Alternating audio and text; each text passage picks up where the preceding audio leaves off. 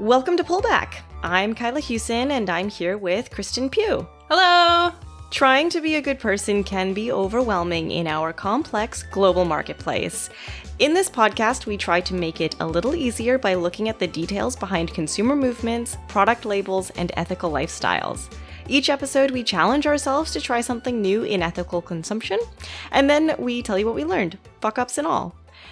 And one day, I'm going to be able to say that without having to read it first. I don't know. I think we're going to have to do a lot of episodes before I can do the intro without reading, to be honest. Well, yeah. This episode, we're talking about alcohol. Woo! Alcohol. What's your relationship with alcohol, Kristen? So, I don't know. I like the occasional drink. I think I was more of a drinker in undergrad, as most people are. But now I like all of the trashy sour beers. That is where I'm at. How about you? Yeah, I don't drink very much. Usually I'm only drinking when I'm feeling social. Sometimes I'll have like a glass of wine at home, but now that weed is legal in Canada, honestly, that is my So much better substance of choice. Yeah, alcohol makes me feel kind of like nauseous and sick. And if I'm at a party and I have too much, I always wake up the next day and I just am like, who was that? I hate that person because there's so many things I have to I feel bad about the next day. Like, why was I so weird? So, alcohol. Yeah, the moral hangover is a real thing. So yeah, alcohol, it's it's been around for ages. I think beer is like 4,000 years old or something like that. I don't know whether it was the first alcohol or whether it must have been. It feels like the basic one, but I didn't specifically research that. Why not, Kristen? Because it's the holidays. I don't want to work. You didn't feel like doing the history of beer? Sure, I understand. You're letting the ball drop. I know, sad. The 4,000 year thing I picked up from a game of Timelines, so add them if I'm wrong. Well, let's talk about okay, so for this episode, we promised that we would get sloshed. I think we made that promise in the last episode. I haven't had a sip yet. Cheers, I guess. Do you want to have a sip of whatever you're drinking? And I'll have a sip of whatever I'm drinking? Yes. Cheers. How was yours? Mine was very good. What are you drinking? I live in a very bougie neighborhood. I think I've mentioned a few times now that I live like across the street. What, the place with the Whole Foods across the street?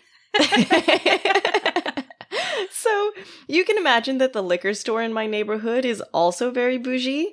And I went in there and I asked them about like ethical alcohol and like vegan wine and stuff like that. And they actually had a really cool suggestion for me. It's called Arbutus or Arbutus. I honestly don't know, but it's from a local distillery. They describe themselves as a craft distillery. Okay. It's in it's based in Nanaimo, which is a ferry ride away from me. And from their website, they say that they source only 100% BC grown fermentables and grow many of their own botanicals. So, it's called Blue Gin, and it's really cool. It pours blue, and then when you mix it with citrus or like, I don't know, something like when you mix it with citrus anyways, it changes color. So it goes from a deep blue to like a pink when you put lime in it, for instance. That's so cool. I love it when stuff changes color. I know. I don't know why. There's just something so implicitly wonderful about that. What about you? What are you drinking? Mine is kind of boring, actually. So I'm drinking a beer that I've had actually many times in the past. It's Alley Cat's Main Squeeze. It's their grapefruit beer. And Alley Cat is, some people call it the grandfather of Alberta's craft beer scene. They're the first, or the longest standing anyway, the oldest one that's still around, craft breweries in Edmonton.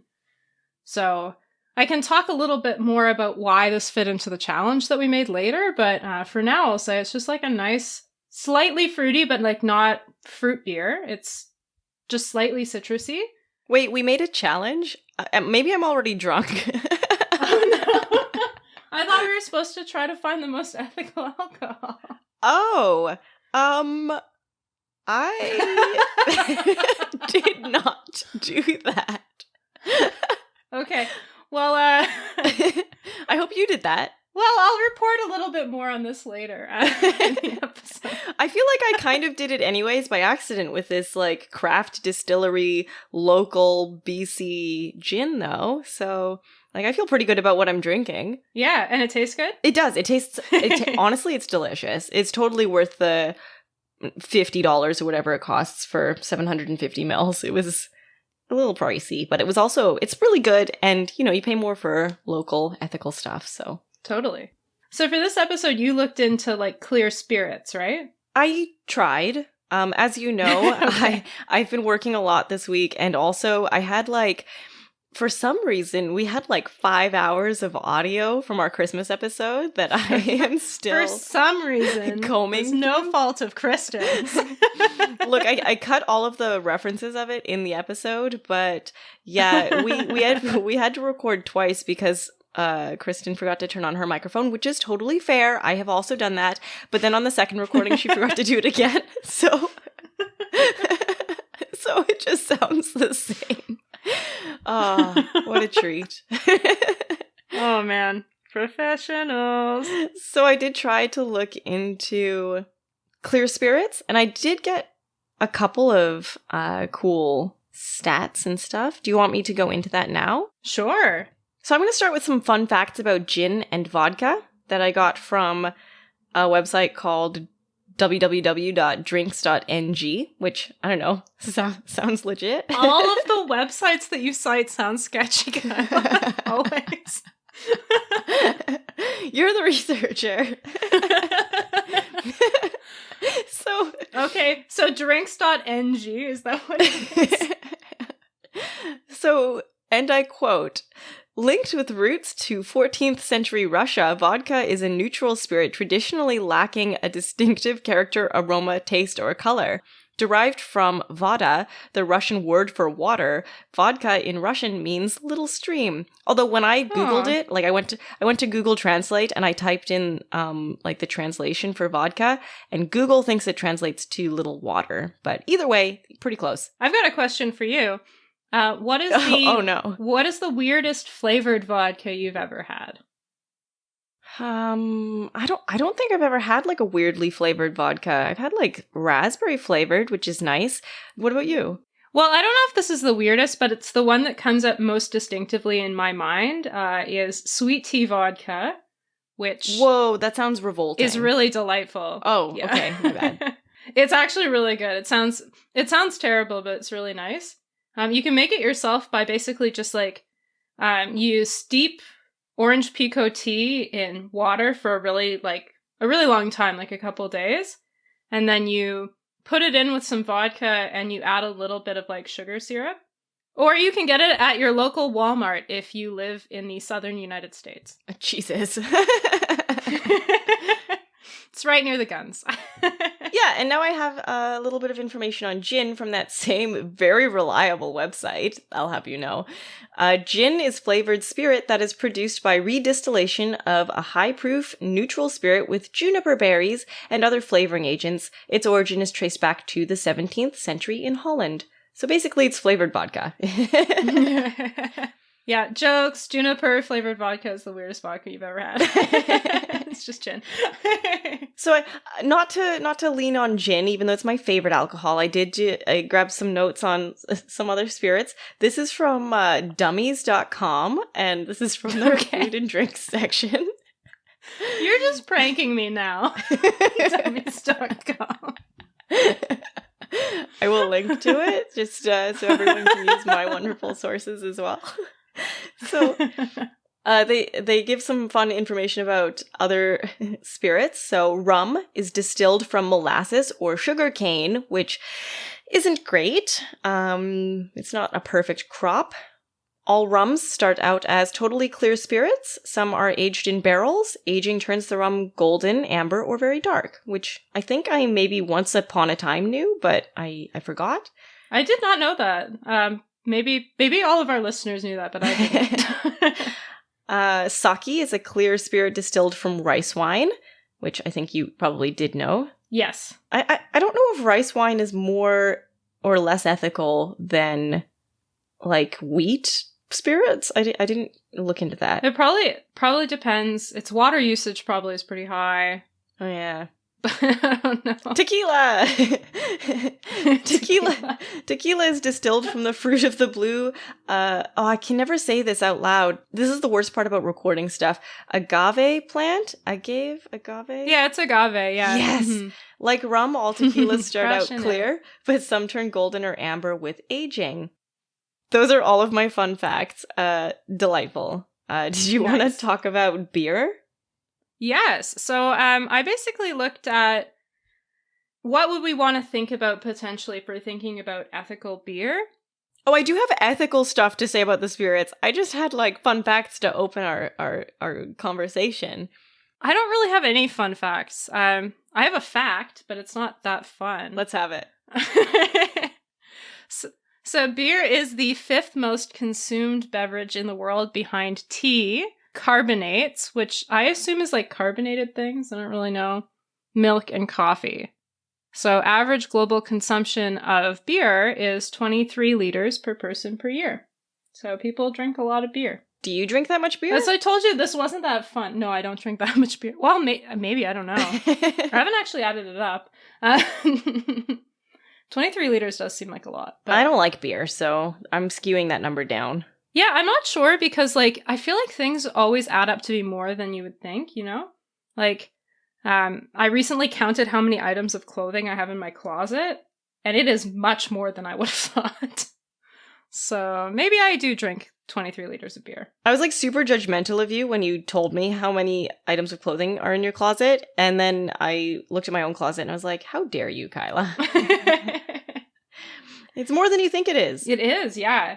And like if you count like every pair of socks and like it adds up quickly. But this is an episode about alcohol, not fast fashion. Sorry, I've derailed this already. Let's talk about beer, Kristen. Tell me about it. Okay. So the first stage of my research was me realizing I do not know anything about what beer is or how it is made. So I had to look into that. So beer, for those of you that do not know, and I'm sure most of our listeners do know this already, there are 4 main ingredients when you're making a beer. So the first one is some kind of grain, and the most usual one is malt barley. Then there's also hops, yeast, and water. So the purpose of hops is basically to offset the sweetness of the malt barley. And it is from the flower of a plant that is in the hemp family, actually, which I didn't know. And it grows in a lot of places. And most of the hops that are used in brewing are grown in the United States or Germany. So those are big beer countries, so it's not all that surprising. Barley is sort of like the soul of beer, as many websites told me. And it's, yeah. Very reliable websites, I hope. Yeah. Beer is basically, it's derived from malted grains. Usually you'll use barley, but wheat, rye, oats, and sorghum can also be used. However, even when you have like a beer that uses another kind of grain, usually the proportion of like barley is at least 50%. So beer really needs a lot of barley. Basically malt provides the spectrum of color to the beer, and it also like creates a lot of what the taste is that you end up getting, the sweetness. Then there's also yeast, so it's the thing that like ferments the beer. Some websites called it the engine of beer, so I guess that's nice. And basically you add yeast to something called the wort, which is basically like the liquid that's extracted from part of brewing the malted barley. And then it sort of like ferments and becomes sort of this more mature beer. And then obviously you also need water because it's a liquid. So far this sounds pretty ethical to me. Yeah, it seems kind of neat. So here's where we get a little less ethical. So I looked at who are the major beer producers, and or maybe it's not unethical, I don't know, but the beer industry is basically an oligopoly. So there are sort of a few really big, gigantic companies around the world that dominate. And the biggest of those is called AB InBev, or Anheuser-Busch InBev. And it had $55 billion USD in sales last year. So they're pretty big. They control about 30% of the global beer market. So there are a whole bunch of brands under this company, but Beck's, Budweiser, Corona, Leffe, Stella Artois, and like many others will be all brands that will be under the biggest company. I looked up a few other companies that are also pretty big. So after AB InBev, there's also Heineken. So they produce Heineken, but also a bunch of other brands like Strongbow. Then there's Asahi Group, which is a Japanese company, and it produces a few different beers, and it's also a soft drink company. And then Kirin, Molson Coors, Carlsberg Group, and Thai Beverage. And so those are sort of like the big beer companies with the largest amounts in global sales. And they account for most of the beer that you sell today. However, there's been sort of like a move towards craft beer in the last little while. So there's like kind of this weird separation where a large portion of the beer market is these gigantic companies. And then you have a rising segment of the market that is these tiny companies. And there's really not a lot happening in between, although some craft breweries are starting to get a little bigger. So it's been this kind of interesting area to sort of look at because it's so sort of dynamic. You have these huge companies, and you also have this like burgeoning craft beer scene that's basically been brought up by people that like to drink beer and they like to produce it as a hobby, and then they eventually start selling it. And oftentimes, like if you go into brew pubs in your local city or whatever, that's sort of like emblematic of where the market is there. And so these big beer companies are seeing this trend in the market, and they're trying to tap into it by buying out craft breweries.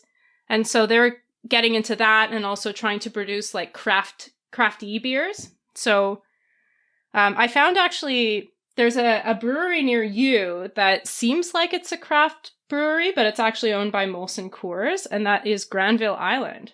Oh, okay. So just to be clear then, a craft brewery it's only technically a craft brewery if it's not owned by a giant like corporation. Is that the case?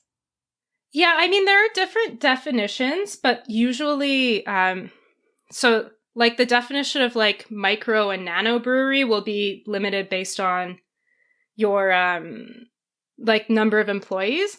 And craft beer is a little bit of sort of a more wishy-washy category, but typically when people are referring to a craft beer, they're referring to something that isn't from one of those like 5 major behemoth multinational corporations. So like in Ontario, you can think about Collective Arts. It's actually a fairly big brewery, but it still sort of is craft beer. But now you've got the like big multinationals that are trying to get into the craft beer scene too, because they recognize that consumers really like it. So they're predominantly doing that by buying out craft beer. So Granville Island was bought by Molson Coors. Yeah. I don't like that. Yeah. And I found a cool website. It's better if you're American. It doesn't work that well for Canadian beer, but if you go to isitbigbeer.com, they have sort of a list where you can see what beer brands, like who owns the major beer brands, and whether your craft beer is actually craft beer. I would like check that out. It's pretty fun. So we're going to be covering sort of like animal welfare and alcohol in the vegetarianism episode that's coming out in early January. Spoiler alert, that's our next episode. Woo! Yeah, so instead of looking at that, I looked at how you might want to think through environmental issues in beer and how you might want to think through human rights in beer. Although, just to say, I found a lot more on environment than I did on labor. So samesies, yeah. It might be one of those episodes where, yeah, it's just harder to find. I looked at a few different kind of environmental metrics that you might want to think about. So one is water usage, another one's sort of emissions, and then waste. And then after that, I looked at a couple of debates on the environment and alcohol. So I'll talk about those a little bit afterwards. But first, so water usage is a big question when it comes to beer production. So the brewing industry is one of the largest industrial users of water. Somewhere between 60 and 180 liters of water can be used to produce a single liter of beer. So this includes the entire life cycle of beer, from when the barley is farmed through to when your beer is being refrigerated in the store and getting home to you. And so there's actually one estimate that suggests that virtual water footprint could be as high as 240 liters of water for 1 liter of beer. Whoa! So that is quite a lot of liquid. Yeah. So a lot of that is stuff that's happening not at the brewery, but in other stages of the sort of like life cycle of beer. And within the brewery itself, a 5-to-1 ratio is pretty common. So to produce 1 liter of beer, it's pretty common that a brewery will use 5 liters of water. That's a little bit more reasonable, isn't it? Like, yeah. But then barley production takes a lot of water, and there's a lot of water to produce the packaging and all that stuff. So it's when you're thinking about virtual water footprint, like that's most of what we're consuming always, and beer's no exception.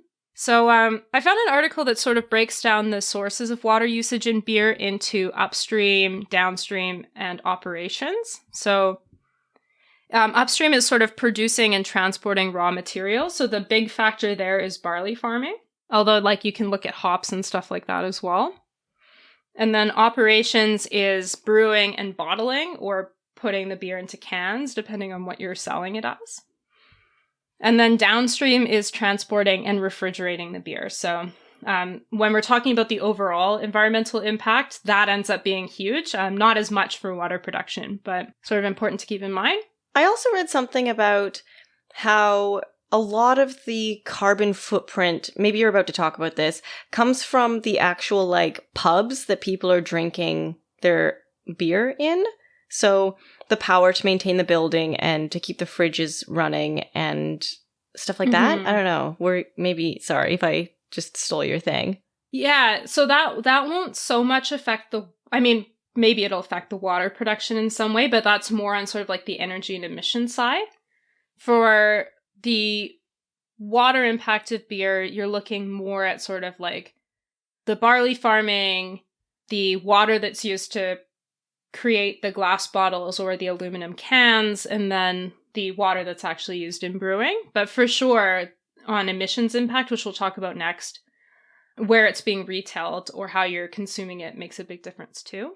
So another thing to keep in mind, like I feel like people sort of have an instinctive distrust of big multinational companies, but it's important to note that there is sort of like this debate, right? Because big breweries are often more water efficient than small breweries. Although that's not to say that that's always the case. There are some small breweries that are really conscious about their environmental impact, and so they can be very water efficient. But if you're just taking your average microbrewery versus your average like mega brewery, it's more likely that the water efficiency is going to be better in the big brewery. I guess that makes sense, yeah. Yeah, because they're producing so much, there are economies of scale, basically. Yeah, but also big corporations are usually evil, so how do you consolidate those two things? Yeah, exactly. They're also cheap, though. Anyway, so yeah, emissions, on the other hand, come from sort of different stages of beer production as well. So brewery operations themselves, so actually brewing the beer, is typically about 20% of overall emissions. But depending on how efficient the brewery is, it can actually be as low as 5% of the overall emissions. So either way, it's not where most of the emissions are coming from. The sort of biggest chunk of emissions is coming from the production of raw materials, which accounts for somewhere between 47 and 63%. So upwards of half, usually. And then packaging can be another like 19 to 46%. So that's another huge major chunk. But the largest sort of single impact of the beer supply chain is actually refrigeration at retail. So like if you go into a liquor store and there's the big like beer fridge rooms, that's causing a lot of the emissions output of your beer. But that also can include like the refrigeration at your pub, if that's how you're ingesting it, or the refrigeration in your home, if that's how you're storing your beer. So it's kind of interesting, like the the actual brewery itself is sort of a small proportion of the emissions, you know? So to all of the Edmontonians who are storing their beer in the snow outside, truly the real, yeah, it's Canada's the real fridge. heroes. So barley in particular has sort of a big environmental footprint. And there's actually, you can use unmalted barley. There are sort of new processes that people have come up with where you don't have to malt the barley first. And that can reduce the environmental footprint. Another way to reduce the environmental footprint of barley is to use local organic barley. So that's very possible if you're a Canadian brewery because there is a lot of Canadian barley production. So that's kind of nice. And like some major beer producers are trying to get to net zero emissions. Carlsberg is one of them. They've pledged to get to net zero by 2030 and to use 100% renewable energy by 2022. So there is like, it could be greenwash for some of these companies, but there is sort of somewhat of a push to reduce the emissions in even the sort of big mega Well, if they're more breweries. efficient, you would think it would be cheaper to produce product, right? Or am I crazy? Yeah, I think you're right about that, right? Like, if you're spending less on your electricity bill, then that works out for everybody, really. So yeah, the other thing, I didn't find a whole lot about this, but waste in the beer industry is also a thing, as it is with all industries. So there are basically 3 different sources of food waste from beer production, and the first one is barley straw, the second one is malt waste, and the third is spent grain. I know that the brewery that I purchased my beer from for today, they actually give their spent grain to a local farm. So I think that's a fairly common practice amongst craft breweries. Certainly not something all of them do, but the ones that have sort of like an environmental, like that are environmentally conscious will do that because it sort of benefits them. They're getting rid of a product they don't have any use for. Sort of a win-win situation, you know? Yeah. So there are kind of 2 debates in the environmental beer area. So the first one is like, is it better to go with a big or a small brewery? And it's important to note just off the top that like about half of the emissions impact of brewing beer comes from indirect sources. So like to a certain extent, that is influenced by all these other factors, right? You know, where is the barley that whichever brewery you're getting it from is getting their barley from? How far is that being transported and how are the bottles being produced? Those are all things that, whether it's like a Molson brewery or like a tiny local microbrewery with 2 employees, like that might differ or it might be the same. Or like, what kind of fertilizer are they using and how efficient are their machines? And like you could be using the land area and resources that is being put towards alcohol. You could use that towards like food. You know what I mean? Totally. So just with that caveat in mind, that there are like all these indirect sources that might influence the emissions of a particular brewery that don't have anything to do with its size. In general, large breweries are more greenhouse gas efficient than small ones because of those economies of scale we talked about. So the carbon footprint per liter of beer was more than double for craft breweries versus industrial production, according to a study that was done in Italy. I'm not sure to what extent that finding holds across all different breweries, but the logic sort of supports it, right? A bigger brewery, you can be more efficient, whereas a smaller one, there are just certain economies of scale you may not necessarily be able to take advantage of. So this is off topic, and it's because honestly that gin has just gone straight to my head. But shout out to like wine and other alcohols that don't need to be heated in the process of their production. So that saves a lot of energy as well.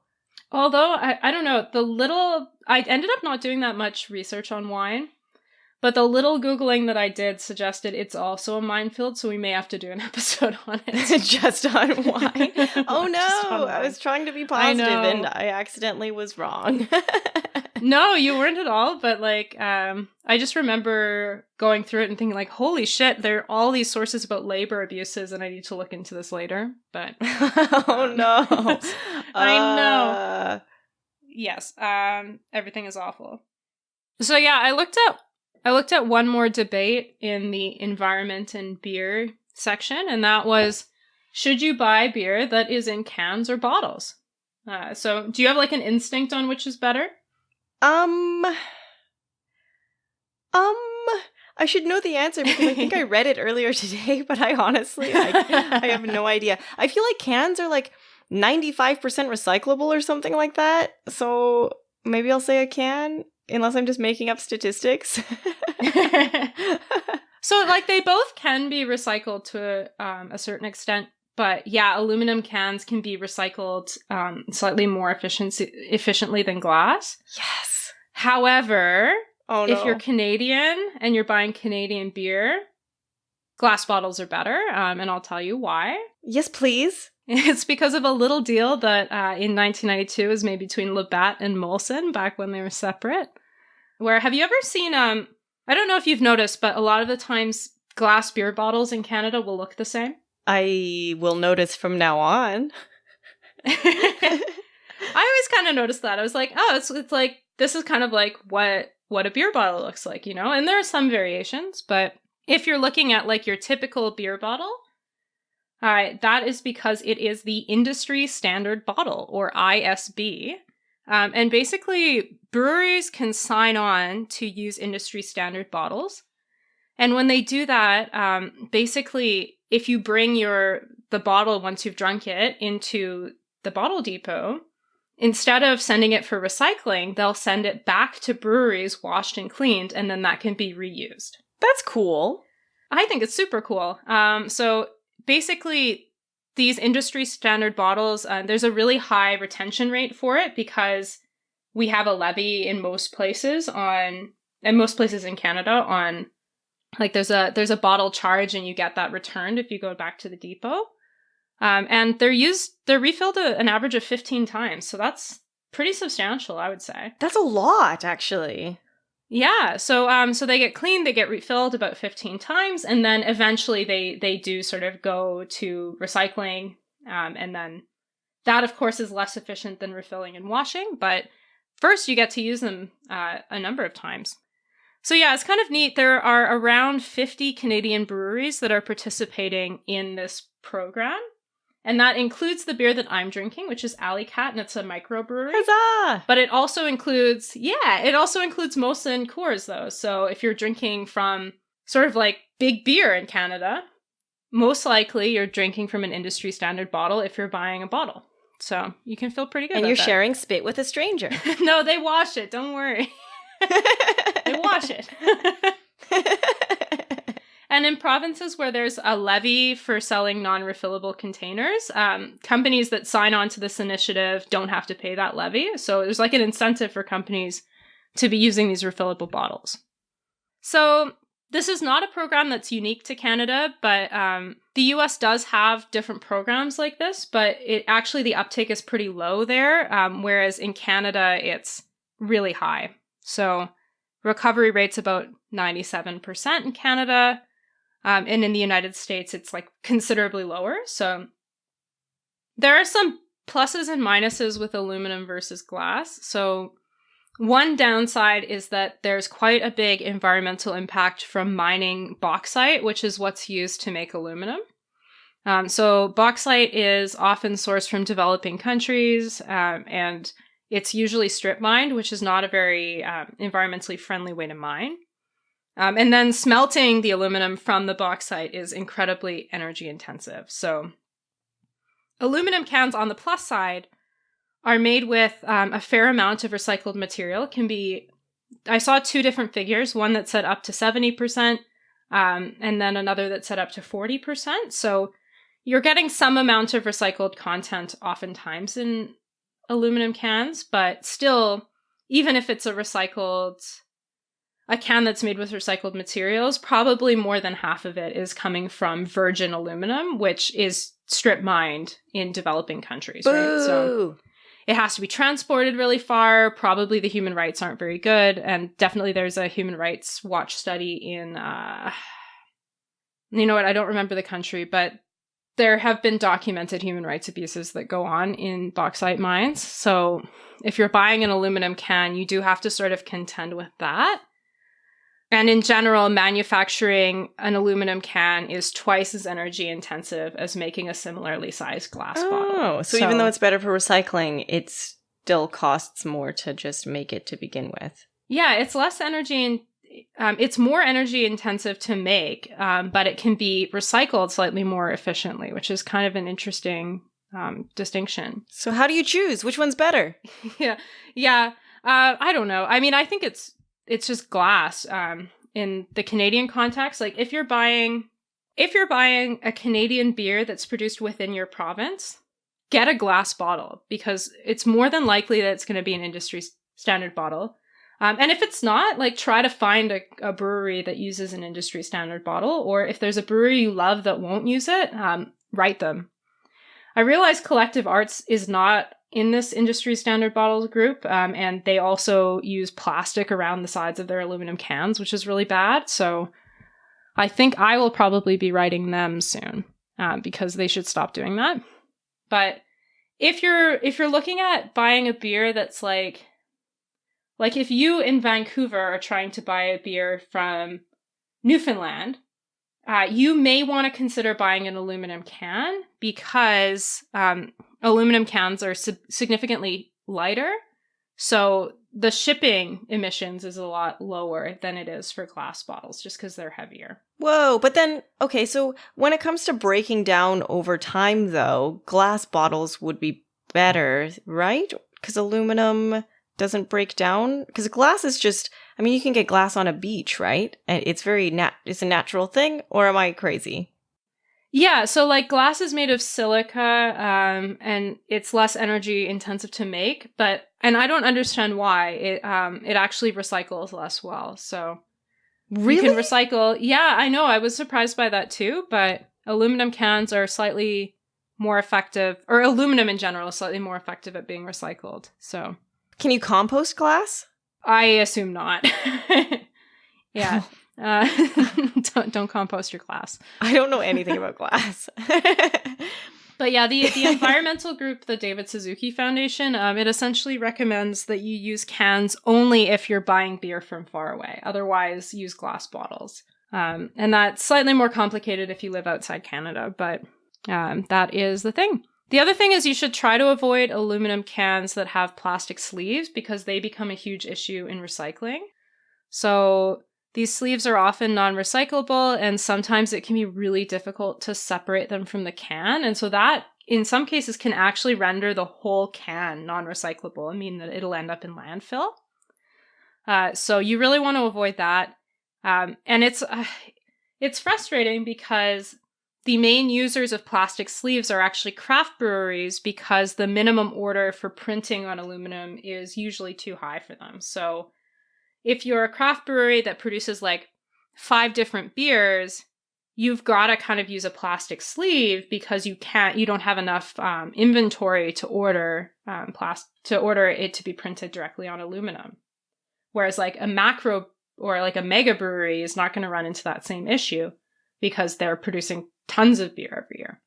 So yeah, the answer with the cans versus bottles, the answer is basically if you're in Canada, buy the industry standard bottle. If you're in the United States, buy an aluminum or steel can that doesn't have a plastic cover. Either way, your emissions will be lower if you're buying something local because you don't have to transport it. Also, try refillable kegs or growlers if your local brewery allows it, because both of those are better than either the glass bottle or the glass or the aluminum can option. Or truly, the most ethical choice is to not drink at all and save the planet. Doing that. Be a hero. Consume nothing. Yeah, but I do want to give a small shout out to beer because beer, although it is 80% of alcohol consumption by weight, it is only 62% of emissions. So it is slightly more emissions efficient than spirits or wine. So suck it, Kyla, and your gin. Savage. I feel called out. But yeah, I found the same thing. I found that, like, as a rule, the higher the alcohol content, the higher the carbon footprint. Is that not right? I mean, I didn't look into it that much. I basically just took this one stat. Yeah, I think I found on an article by Vice that basically beer has a lower carbon footprint than wine, which is itself lower than spirits. And yeah, a good rule of thumb is that the higher the alcohol content of a drink, the higher the carbon footprint per liter. So that's fun. You've basically covered what I have for environment as well, because a lot of it just comes down to how it's produced, what kind of, like I said, fertilizer, machinery, like crops. I think I found that cider is like the greenest alcohol you can drink. So if you're a cider person, I mean, it's just Kyla, isn't absinthe the greenest alcohol you can drink? No. All right, I'll leave. Show yourself out. From an article from The Guardian. Cider is just about as green as you can get. Mash up some apples, squeeze the juice out, barrel it up, and then just leave it. And they go on to say that apple orchards provide a more sustainable habitat for wildlife than, say, a field of barley or hops. I don't know, probably. That seems legit. But surely it all comes down to how intensively the farmer manages the acre of land. So, yeah, I never drink. If I'm going to a place that serves beer, I always get cider. So I can feel pretty good about that. So, shout out to wine one more time, other than obviously in the labor side of things, which I did not look into. We didn't really look into wine too much for this episode because it feels like it could be its own thing, and we're going to talk about it in the vegetarianism episode. Words are hard. But I found that from a very distinguished website called blueandgreentomorrow.com. That actually sounds more legit than the other ones you've said. But, quote, overall, the impact of a single bottle of wine on the environment isn't substantial. There are ways to improve the industry, such as using lightweight bottles, organic fertilizers, and streamlined distribution methods, but the industry is doing all right. So, and I feel like that's true of what you were talking about with beer as well. Yeah, definitely. So the last thing I would want to talk about in the environmentalism side of things is not really environmental at all, but the brief little thing I have about animal rights, even though we said we wouldn't really go into it, is that beer and wine can be processed using animal products, which we will go into in our next episode. But virtually every brand of hard liquor, bourbon, whiskey, vodka, gin, and rum, is vegan. So if you're a vegan... Oh my gosh, that makes my veganuary so much easier. Just do a shot of bourbon every time you want to have a glass of beer or wine. Except for obviously cream-based like liqueurs or any product that has honey on the label. Some rums and whiskeys contain honey, but... What, you're telling me mead isn't vegan? Usually, if honey is being used in a product, it's in the name, which is pretty convenient. And that's from vegan.com, which I'm going to be using a lot in Veganuary. So that's everything that I really had about environment to add into what you were saying. So I guess you wanted to go on to what you found about labor and beer? Yeah, I didn't find that much, to be totally honest. So there's obviously the baggage on human rights from bauxite production. So if you're buying beer in aluminum cans, that's a thing. But otherwise, I found it pretty tough to find out information on labor in the barley industry. And I kind of looked up briefly unionization rates, and it seems like there are actually a fair number of major beer companies that have unionized workers. So I found one site that said that all AB InBev beer that's made in the States is made by unionized workers. So AB InBev, just remember from an hour ago, is the biggest multinational beer company in the world. But for some of the other producers, it's a little more mixed. And craft breweries, again, this is kind of like tricky because my instinct is to like the small local producers, and there are some reasons for that. But craft breweries are pretty rare in employing unionized workers. Although I think that trend's changing a little. There was the first BC craft brewery to unionize was Gulf Island Brewery, and it did that in 2016. And the sort of suggestion was that probably that would start to lead to more unionized craft breweries in the province, at least, if not across Canada. So the thing that I wanted to talk about is a little bit more of a downer. So I wanted to look into how many people are employed by the alcohol industry, and I found a very questionable source from the Beer Serves America. It's basically a report that was prepared for the Beer Institute lobbying group, so biased for sure, but I don't know that it's too far off. They found that each job in the brewing industry generates 31 additional full-time jobs in farming, manufacturing, wholesaling, retail, etc. Yeah, that seems like it would check out, actually. So the beer industry in the United States generated more than 2.1 million American jobs in dozens of industries. It's a big employer. From what I could find because I wanted to see how many people were employed in the industry in Canada, a report from the Conference Board of Canada says beer is a major driver of Canada's economy, supporting 163,200 jobs across the country. Canada's beer industry is disproportionately domestic, as you mentioned, compared to that of other countries, which is fantastic. The report found that 85% of the beer consumed in Canada is produced here. I think maybe you mentioned that. Sorry if I'm repeating it. No, I don't think I said that. But yeah, it's a lot, basically. But on the other side of this, and this is where the ethics of beer and labor come in for me. So not so much how people are being treated in the industry, but the health consequences of alcohol is something that I kind of looked into. So in 2012, about 3.3 million net deaths, or 5.9% of all global deaths, were attributable to the alcohol consumption. There are significant sex differences in the proportion of alcohol deaths. For example, in 2012, 7.6% of deaths among males and 4% of deaths among females were attributable to alcohol. So it's a big difference. That's from the WHO website. So pretty solid source, finally, from me. Mm-hmm. So I guess if 3.3 million people are dying every year, right? And in Canada, we're only supporting 163,000 jobs, and in the United States, they're only supporting 2.1 million jobs. I mean, it doesn't account for the jobs in other countries, so probably more people are employed by the alcohol industry than are dying from it. But, okay, here's another way to look at it. The net income realized by provincial and territorial liquor authorities increased by 7% to $6.5 billion in 2016-2017. So we're making like $6.5 billion from the liquor industry, and that's from StatCan Canada. So that's in Canada.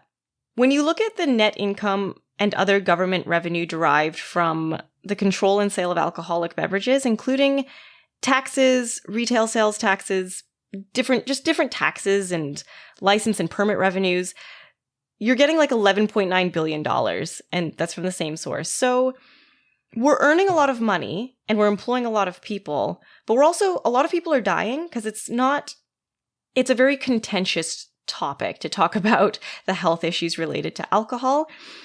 But if we're going to look at it just financially, I found a source from the CCSA.ca website that says basically $7.1 billion is lost in productivity due to disability and premature death from alcohol-related sources, basically. Like, people are dying and getting disabilities from alcohol, and we're losing $7.1 billion. I guess from a purely utilitarian perspective, it's ethical because we're earning more money than we're losing, but also, like, I don't know. I have a hard time with these numbers. Yeah.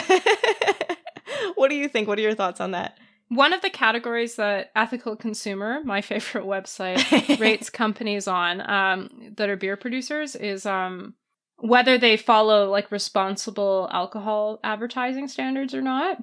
And so maybe that's like a space where we could think about this critically in terms of what companies should be doing. Because substance abuse is, I mean, it's got really complicated links with like mental health and trauma and things like that. And, you know, I don't think that all alcohol is necessarily bad because it causes some substance abuse problems, but it maybe points to the fact that we should have sort of like a better policy structure around it, or that companies should be more responsible in how they're advertising or something like that. I don't know.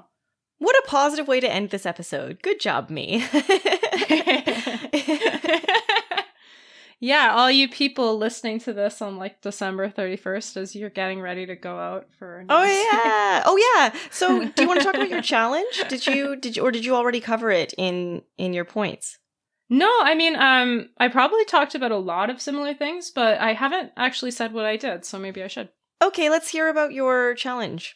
Yeah, so I tried to think, okay, I'm learning about the ethics of beer. What can I do to try to buy an ethical beer alternative? And so I started with a brewery that I know and I like that is local in Edmonton. So I'm back in Edmonton for the holidays. Usually I live in Toronto. And Alley Cat is a brewery that I look forward to every time I'm here because you can't really get it outside of the province. And it's really good beer. One of the things I really like about them is that all of their beer is vegan. So you don't really have to worry about those animal products being used to sort of filter the beer. Alley Cat also, it's relatively efficient in terms of their water production relative to the size of the brewery. So they say on their website that they use 4.5 liters of water per 1 liter of beer. So that's slightly below that norm that I talked about earlier. And they also, as I mentioned before, give their spent grain to a local farm. So I like all of those things. And I thought, well, okay, what if I try something refillable? Because I know there are some breweries that will allow you to sort of rent a keg or will do a refill program. And so I emailed a bunch of breweries in Edmonton, and only Alley Cat and one other brewery called Situation Beer got back to me. And both of them said, yeah, of course, we've got refillables. So I went into Alley Cat and got sort of a growler, which is 32 ounces of beer. And I got that tapped. And basically what I'm going to do is just refill it over the holidays as I'm using beer. So I'll just go back in. The one thing I'm kind of questioning, though, is I have to drive to get to this tap room. So it's kind of nice because I end up being near the brewery already because it's right near a rock climbing gym that I go to in the city. But otherwise, like, I'm not sure how that would end up going if because I have to drive into the city from the suburbs. Oh, the emissions of your car, Kristen. Yeah, and I'm doing it in an SUV because that's what my parents have. And so, like, does that offset the growler, especially given that I could just go to a liquor store and pick up Alley Cat's bottles in the industry standard bottles and then bring them into the bottle depot and they'd get reused again anyway. Interesting. Did you look into that? What? Well, no, but I think probably it would be better. Seems like, because it seems like it'd be more energy efficient to use a big truck to transport a bunch of bottles of beer rather than me going in my SUV alone to transport one growler, you know? I didn't specifically do the math on that, but the logic seems to work out there. So I don't know. I thought it was this sort of cool and ethical choice, but maybe it would have been better for me to just buy Alley Cat and their industry standard bottles. I don't know. Well, you're going there for the gym anyway, so you're all good. Yeah. Yeah, you know. So yeah, that was my challenge. I bought a growler. Okay, so do you want to know what I did for my challenge? Yeah, what'd you do? I feel like maybe I copped out a little bit on this because I didn't have very much time. But I decided instead of doing an alcohol-themed challenge, I would write myself I was going to write 12 New Year's resolutions, one for each month of next year. Wow. But I didn't do that. I wrote 5. So you're good through to May. Or I'll just do one for every 2 months and I'm good until basically next year. So I'm going to here are my New Year's resolutions. I never really do New Year's resolutions. Do you? No, although I have a friend who instead of doing New Year's resolutions, he basically writes a corporate mission statement for himself every year. And I think I'm going to start doing that from now on because it sounds fun. I have 2 guesses as to who that is, but we won't call out any of your friends on the show. one of two of your friends. Okay, so my mission statement, I guess, for next year. Number 1, I want to eat vegan 6 days a week. Nice. Except for in Veganuary, when I'm obviously going to do it for a month. Then you get some free days the rest of the year. Yes, that's how I'll math it out for sure. I love me my chocolate milk. Although every time I drink chocolate milk, I feel really bad about myself. So maybe I should just... Honestly, like chocolate soy milk is just as good. That's true. Actually, number 2 on my list is literally no more dairy. So... Wow. I don't know how that's going to go for me, honestly. But I bought some vegan cheese the other day that I haven't tried yet. So fingers crossed. Obviously, number 3 is I'm only going to buy cruelty-free from now on. So that's an easy one, I hope. I like it. Number 4, I'm only going to buy natural fiber clothing, and I'm only going to buy clothes when I really need them. And I'm going to try and only get secondhand clothes when possible, which I already kind of do. I don't buy a lot of new stuff, but I'm going to make an effort to not buy anything that is made of polyester or acrylic or other non-natural fibers. And I think the most, so this is my final one, the best one I think that I came up with is I want to talk to my MP more. I want to be that person. They're like, oh, Kyla's calling again. So who is your MP? Do you know? Yes, I do know. He is a liberal. He is a young liberal with a baby who, and I forget his name, but I will know it very soon. I did know it for the election, but I didn't vote for him. I voted green. Oops, I don't know if I'm supposed to say that. I voted green. They'd lose all. It doesn't matter. So that's my challenge. That's my New Year's resolutions. Do you have any New Year's resolutions? So I did not write New Year's resolutions, although I do want to say I like that your last one was like slightly political, because I think so it's really important that we do an ethical consumption podcast. Like that's a really important thing, and changing your personal lifestyles do make a difference. But as we've seen in all of the episodes so far, and I'm sure in all future episodes, some of the major changes really can't be made just by those personal consumption choices alone. It has to be sort of policy solutions that are made by governments at different levels. So ultimately, if you're trying to be a good consumer, that also means that you have to be politically active. So you have to write letters to could be your MP, could be your mayor or your local councillor. You've got to go out and support protests for, things that matter to you, and sign petitions, and all of those things make a difference. And ultimately, those sort of policy solutions can be even more impactful than the personal consumption choices that you're making, because they allow us to sort of coordinate as a society, Exactly. And that is something that I really dropped the ball on. I have not ever talked to my MP, I don't think, except for maybe once in high school when we had to do it as a project. I don't go to rallies. I sign petitions for Greenpeace sometimes, but they email them to me. It's not like it's hard. You know what I mean? So that's something I really want to try and be better at next year, is to be it's not hard to be more political than I am, because right now my political activism is non-existent. So it's very easy to improve. Yeah, I think I'm going to try to come up with some off-the-cuff New Year's resolutions. Just let me think for a second. So I think I'd like to get as close to waste-free as I can possibly get. And that means, so last year I think I started to take some of the low-hanging fruit off. Like I switched to waste-free makeup remover and stuff like that. But I think this year it's going to be making some of those harder changes, like, finding dish soap or laundry soap that doesn't come in a container and things like that. So that's going to be one of mine. It's just finding new waste-free solutions for some of the stuff that have intimidated me in the past. That's a great resolution. I don't think you need to come up with more. I think that's perfect. Yeah, and I also think, I echo some of your other ones, we'll see what happens in Veganuary, but my aim going into that is to set up practices that will allow me to be vegan going forward. We'll see if that happens. I think I'd also like to actually stop giving Amazon money.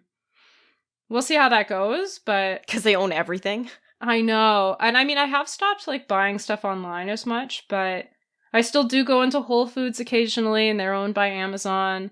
And also, I have Amazon Prime still because Marvelous Mrs. Maisel is just such a good show, and I need to see the third season before I cancel it. So I'll just binge watch it before January 1st and then cancel it. Perfect. All right. Well, Happy New Year, everyone. Yeah, Happy New Year. We can maybe hold ourselves accountable next year, see whether we've done any of these things. Let's all try to be a little bit better next year than we were this year. Yeah, and also just like remember that failing is okay, that it's like a necessary part of the process.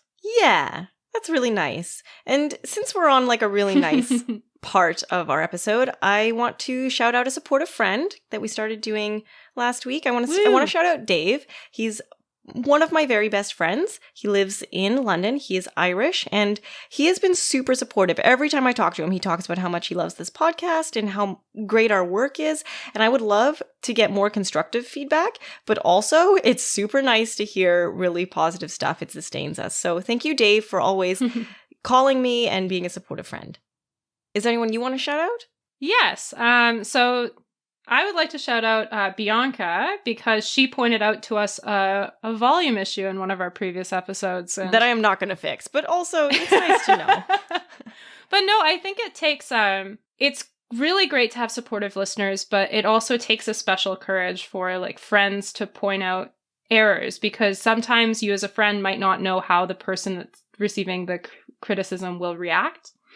And for us, like, we're just trying to get better as we go. So we love to hear this kind of stuff because the whole idea is, you know, we want to make the listener experience better, and we only know what to improve by hearing what's wrong with the podcast. Exactly. Thank you, Bianca. And thank you to everyone who's left a rating so far. We have quite a few, actually, surprisingly. And if anybody wants to leave us more, please do. The more reviews you leave, the more likely it is that we will no longer have Jordan Peterson on like what you might also like on Apple Podcasts. Oh yeah. Oh my God, yes. It's like my single person crusade to not have our podcast recommend Jordan Peterson, because we're not for that. That's truly our New Year's resolution. Great. Okay, so starting from next year, we're going to be going to a bi-weekly release. So every 2 weeks, you'll get a new episode. And as we've repeatedly mentioned this episode, our next one is going to be about vegetarianism. And then at the end of January, we're going to be discussing how we did with Veganuary. So if you want to do this challenge with us, please do. We'll post some stuff on Twitter to help with anybody who wants to follow that challenge with us. All right. Sounds great. Great. Thanks for listening, everyone. We'll catch you next week in 2020. Catch you next year. That's never a joke that gets old. All right. Bye.